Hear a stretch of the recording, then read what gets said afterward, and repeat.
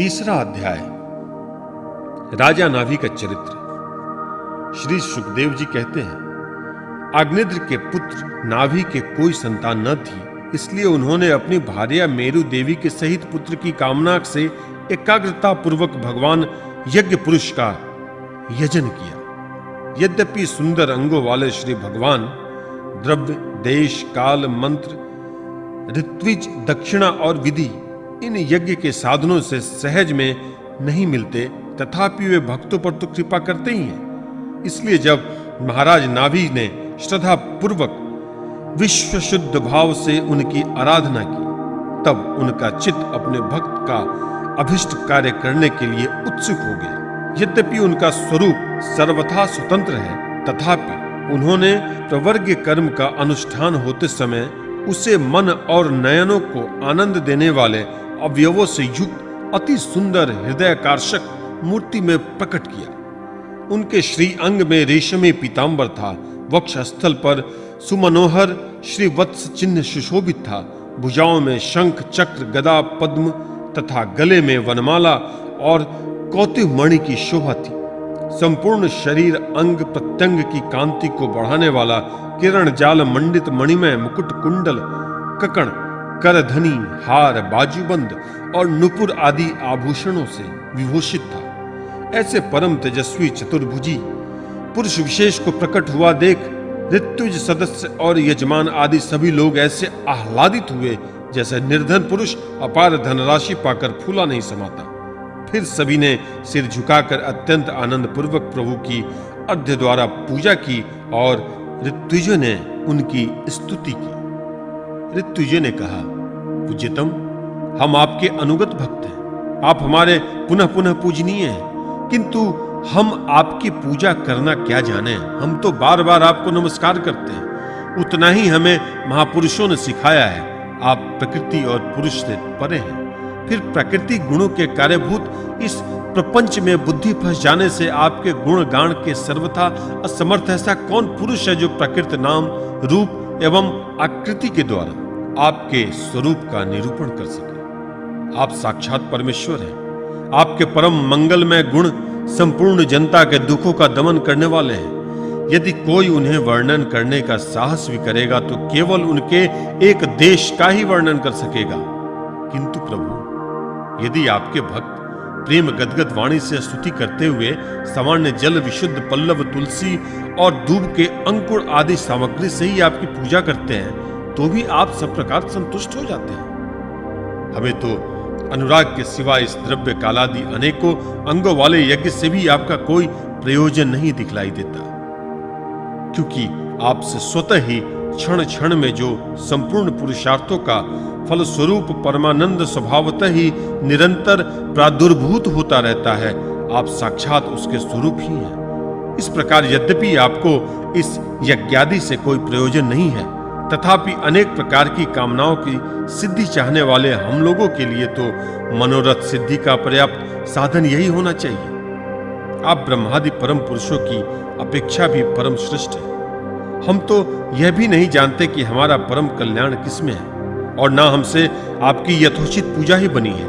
तथापि जिस प्रकार तत्व पुरुष बिना बुलाए ही केवल करुणावश ज्ञानी पुरुषों के पास चले जाते हैं, उसी प्रकार आप भी हमें मोक्ष संज्ञक अपना परम पद और अपनी अभिष्ट वस्तुएं प्रदान करने के लिए अन्य साधारण यज्ञ दर्शकों के समान यहाँ प्रकट हुए हैं।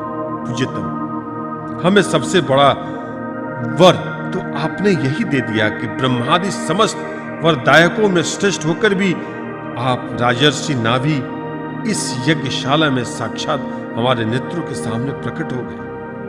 अब और क्या वर मांगे? प्रभु, आपके गुण गणों का गान परम मंगलमय है। जिन्होंने वैराग्य से प्रज्वलित हुई ज्ञानाग्नि के द्वारा अपने अंतःकरण के राग, द्वेषादि संपूर्ण मलों को जला डाला है।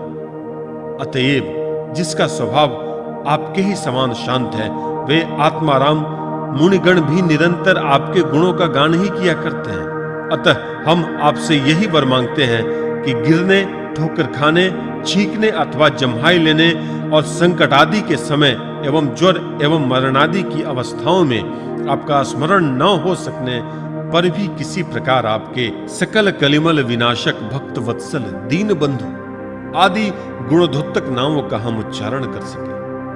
इसके सिवा कहने योग्य न होने पर भी एक प्रार्थना और है। आप साक्षात परमेश्वर हैं। स्वर्ग अपवर्ग आदि ऐसी कोई वस्तु नहीं है जिसे आप न दे सके। तथापि जैसे कोई कंगाल किसी धन लुटाने वाले परम उदार पुरुष के पास पहुंचकर भी उससे भूसा ही मांगते हैं, उसी प्रकार हमारे यजमान ये राजर्षि नाभि संतान को ही परम पुरुषार्थ मानकर आपके ही समान पुत्र पाने के लिए आपकी आराधना कर रहे हैं। यह कोई आश्चर्य की बात नहीं है। आपकी माया का पार कोई नहीं पा सकता और न वह किसी के वश में ही आ सकती है। जिन लोगों ने महापुरुषों के चरणों का आश्रय नहीं लिया, उनमें ऐसा कौन है जो उसके वश में नहीं होता? उसकी बुद्धि पर उसका पर्दा नहीं पड़ जाता और विषय रूप विष का वेग उसके स्वभाव को दूषित नहीं कर देता। देव आप भक्तों के बड़े बड़े काम कर देते हैं। हम मंदमतियों ने कामनावश इस तुच्छ कार्य के लिए आपका आह्वान किया। यह आपका अनादर ही है, किंतु आप समदर्शी हैं, अतः हम अज्ञानियों की इस धृष्टता को आप क्षमा करें। श्री सुखदेव जी कहते हैं, राजन, वर्षाधिपति नाभि के पूज्य ऋत्विजय ने प्रभु के चरणों की वंदना करके जब पूर्वोक्त स्तोत्र की स्तुति की, तब देवश्रेष्ठ श्री हरि ने करुणावश इस प्रकार कहा। श्री भगवान ने कहा, ऋषियों, बड़े असमंजस की बात है। आप सब सत्यवादी महात्मा हैं। आपने मुझसे यह बड़ा दुर्लभ वर मांगा है कि राजर्षि नाभि के मेरे समान पुत्र हो। मुनियों, मेरे समान तो मैं ही हूं, क्योंकि मैं अद्वितीय हूं। तो भी ब्राह्मणों का वचन मिथ्या नहीं होना चाहिए। द्विजकुल मेरा ही तो मुख है, इसलिए मैं स्वयं ही अपनी अंश कला से अग्निध्रनंदन नाभि के यहाँ अवतार लूंगा, क्योंकि अपने समान मुझे कोई और दिखाई नहीं देता। श्री सुखदेव जी कहते हैं, महारानी मेरु देवी के सुनते हुए उसके पति से इस प्रकार कहकर भगवान अंतर्ध्यान हो गए। विष्णुदत्त परीक्षित उस यज्ञ में महर्षियों द्वारा इस प्रकार प्रसन्न किए जाने पर श्री भगवान महाराज नाभि का प्रिय करने के लिए उनके रनिवास में महारानी मेरु देवी के गर्भ से दिगंबर सन्यासी और ऊर्ध्वरेता मुनियों का धर्म प्रकट करने के लिए शुद्ध सत्वमय विग्रह से प्रकट हुआ।